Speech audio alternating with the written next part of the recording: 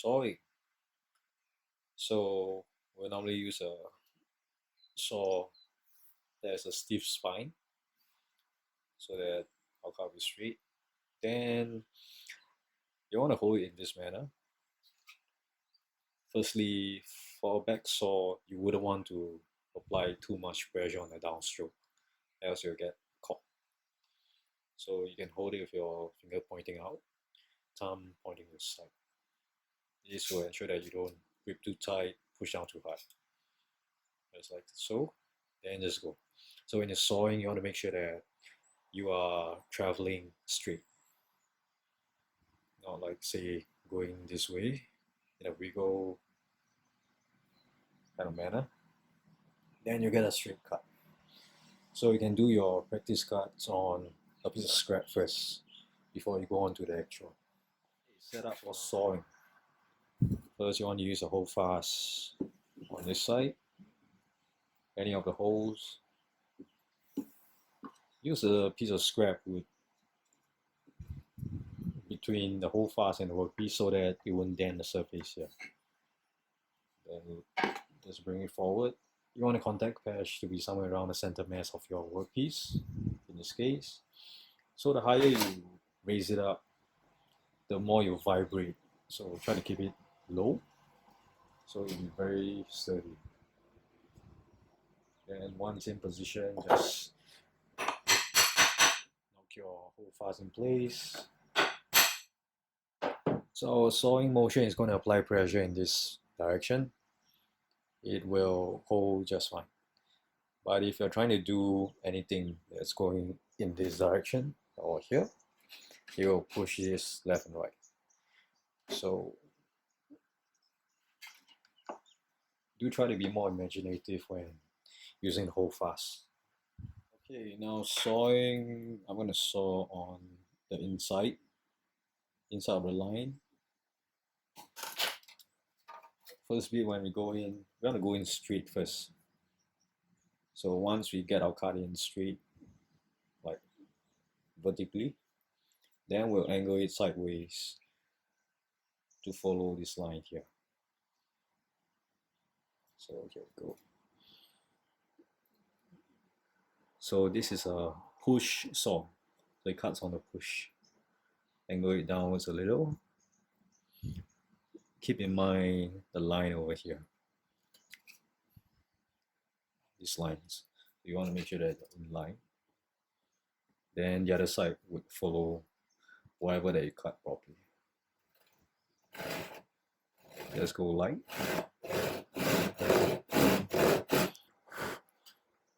Every now and then blow off the dust.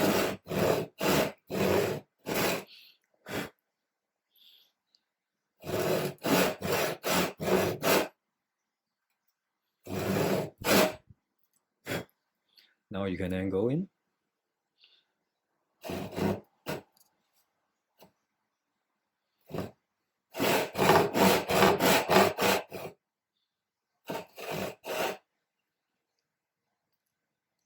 So just maintain an angle.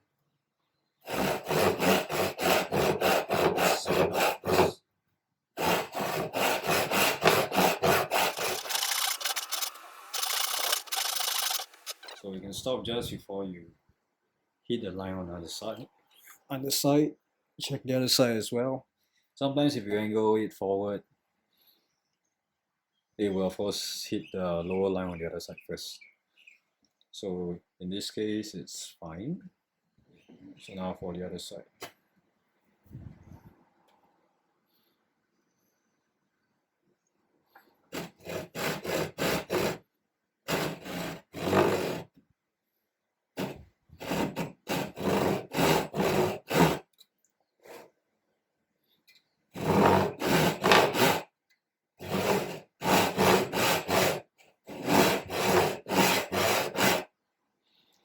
Then tilt.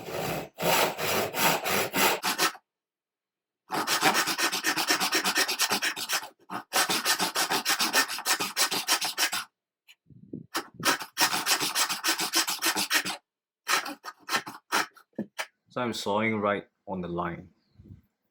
It's good to practice that. just continue. So if you saw right on the line, the surface that was sawn is generally very flat. So that means these two faces would hardly need much work done at all. You will only need to chop this out, then pair this side. So that will speed things up a lot.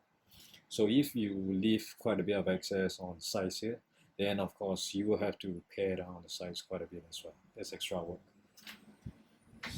It's not fun when you have like 12 dovetails to do. There's 3 on each side, 3 on each corner.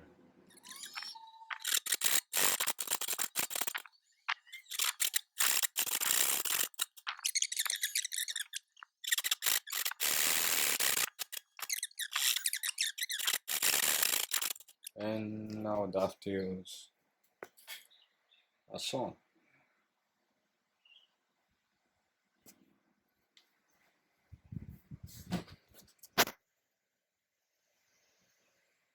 Okay, so now set up for chopping this stuff out. Right now we're doing tails first. Once we're done with the tails, we will use the tails to mark out the pins. So now I'm going to show you how to set up. Of course, there's going to be quite a bit of chopping around here, and there'll be a bit of pairing in this direction. So when you're pairing in this direction, you'll want a stop block in this position to support against that movement. So stop block can be any scrap like so. So you can use your hold fast to hold this down.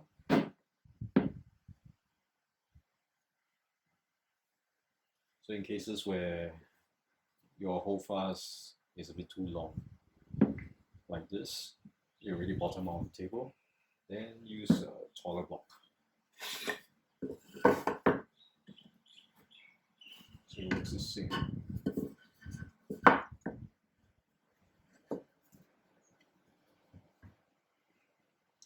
So because no matter how hard you drive it in, if you're going to push hard against this direction, it will still slip. So we will use the other hold fast to stop it from this side of it. So you block it against this as we pair.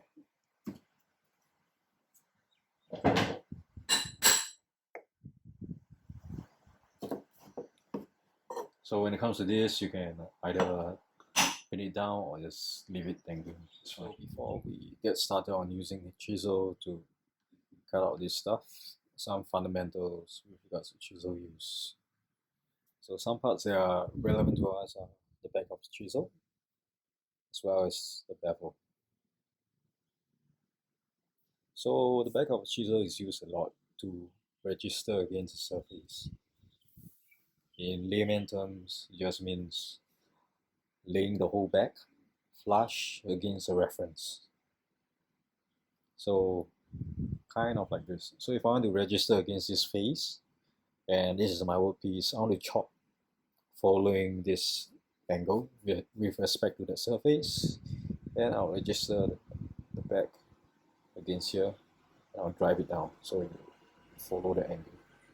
So in order to hold it securely in this manner, you apply tension with these two fingers pulling towards this side, and your thumb acts as a counterbalance. Then you just melt it. If I'm trying to chop straight down like so, I can lean the back of the chisel against here and just go straight down. If I want to go from this orientation, I can do it as well. I can get the bevel flush like this, flush like this. Then I can chop straight down as well. So next thing is the back end of chisel, this cap here. So typically steel caps you'll use with a metal hammer, like what we're using. If it's a wooden end like so, this kind, then you use a wooden mallet. Do not damage the wood. Back to this diagram again. So chisel profiles, this will be kind of like a typical bench chisel when viewed from the tip forward, like so. It's quite blocky. It has a certain kind of thickness. So socket chisels typically have quite a bit more of taper on the sides. So this is where the shape of your dovetail comes into play as well. So let's say if you're using a bench chisel for dovetail slot that's slightly undersized, most likely this will happen. So although this part where the edge is going to be may sit nicely around here with some clearance on the side, sometimes the sides here are quite a bit too tall.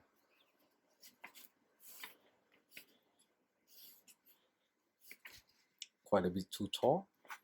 So when you mallet this thing in, you dent this side of the wall. That's why people use a socket chisel for more aggressive angles. So socket chisel can be maybe just nice the width, but it has a profile that's even more steep than the dovetail itself. So when it goes down, you'll not hit the sides and dent it. So these are the very light lines that we tapped on earlier. So now what we're going to do is to use the chisel and lightly slice against here to crisp up the knife wall. So just imagine this is the top of the surface. When we chisel down earlier on, we chisel down in this manner very lightly. So now we're going to go in this direction at a very shallow angle. Take a thin slice. Once you reach here, pry up. So this thing will lift off and you'll get a very clean wall here. So here's how it goes. Shallow angle. Make sure your fingers are away from the path of the chisel at all times. And go. Just wiggle. So that's that. Pry up. Pry up. So now with this clear little step, we'll start to pair this chunk here inwards. So we'll pair in this manner. Your tool, angle it. This will be kind of like 0 degrees. Use it at an angle, say 30 plus, 40 plus degrees. Going from the side. Chop and stop just before the wall. Make sure you don't cut into this wall that you had earlier on. Then advance inwards. Thin peels will be easier to repair.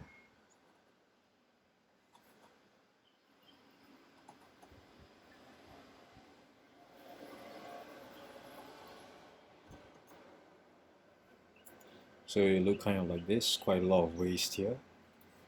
Now you go from the other side.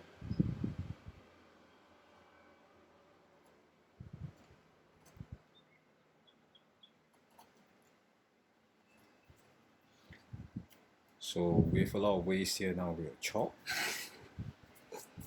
So when you're chopping at this stage, do not chop right on the line. So if you chop right on the line with so much waste, the likelihood of your line being pushed backwards is very, very high. So always keep a bit of distance away from the edge when you have this much waste. So here we go. Maybe somewhere around here. Make sure you're not in the way of the side walls. Then mallet down.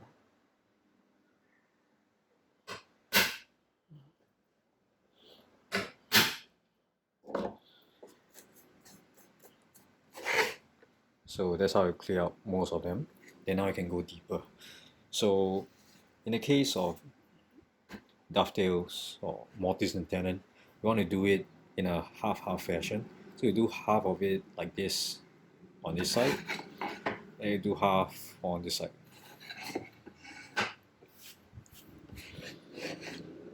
This way you run a lower tendency of overshooting the walls.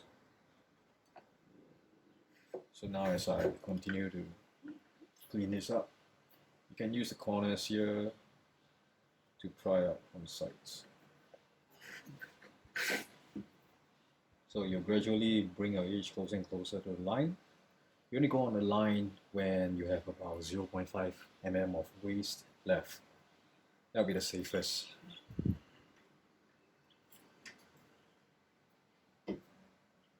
So you gradually move inwards.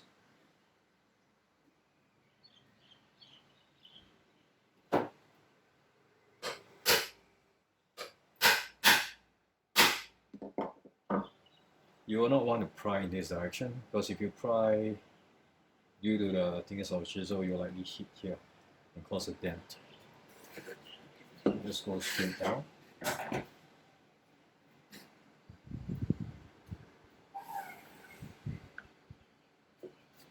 So at this stage, you can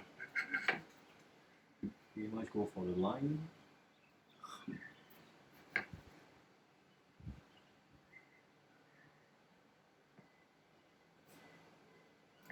So for the first bit of the line, the first strike that you do, you want to make sure that you give it a good decisive blow, so that it goes down straight.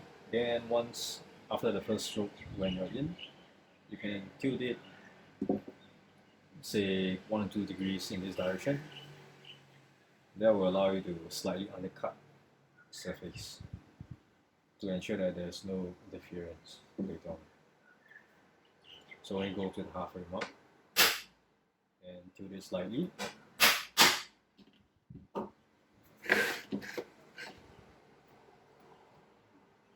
clear out the junk. Now we can try again on the other side.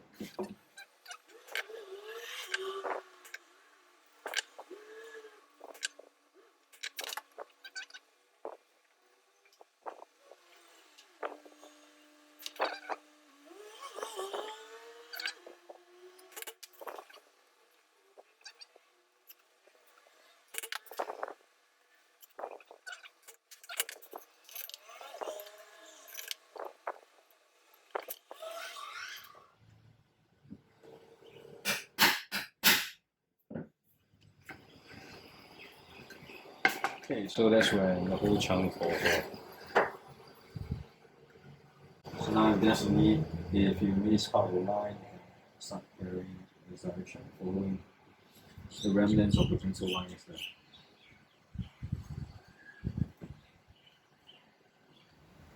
Okay, so once you're done chopping out this thing, you want to make sure that this face here on the inside is flat or mildly recessed. So once you get this chunk out of the way, now you'll be cleaning up the insides. So you want all the outer edges to be right on the line. Then anything in the middle, either dead flat, that will be ideal, or mildly recessed. So how to check if it's flat or slightly recessed? You can use a ruler or the back of the chisel. Just lay it across the surface that you are intending to check. So long as it's not rocking and it's resting on the edge to edge, you'll be fine. If you want to work on the side faces, sides like this point, here as well as here, you'll want to do it in this manner. So let's say here is right on the line. Same for the other side, same for here. You'll likely be cleaning out the patch in the middle. That's when you can chisel in this manner. So usually when you enter, this part here is pretty flat. It's this part and beyond that has a bit of stuff. So you can start somewhere here, keep your chisel horizontal with respect to the surface, and drive in. So that's pairing the insides. So that's how you clean the insides. You can use the sides of the corners of the tool to scrape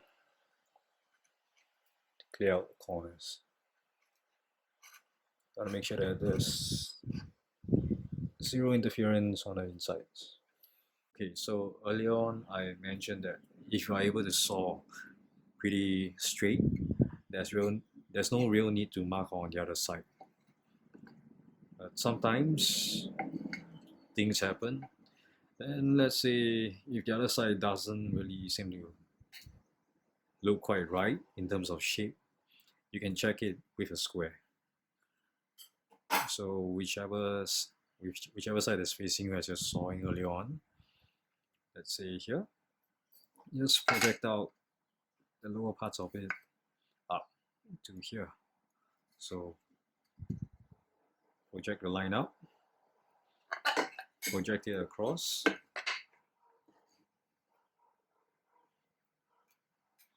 and project it down. So this way you can tell whether you're at the right edge. So with this point and this point earlier on, you can sort of see where the line goes. That's how you can check.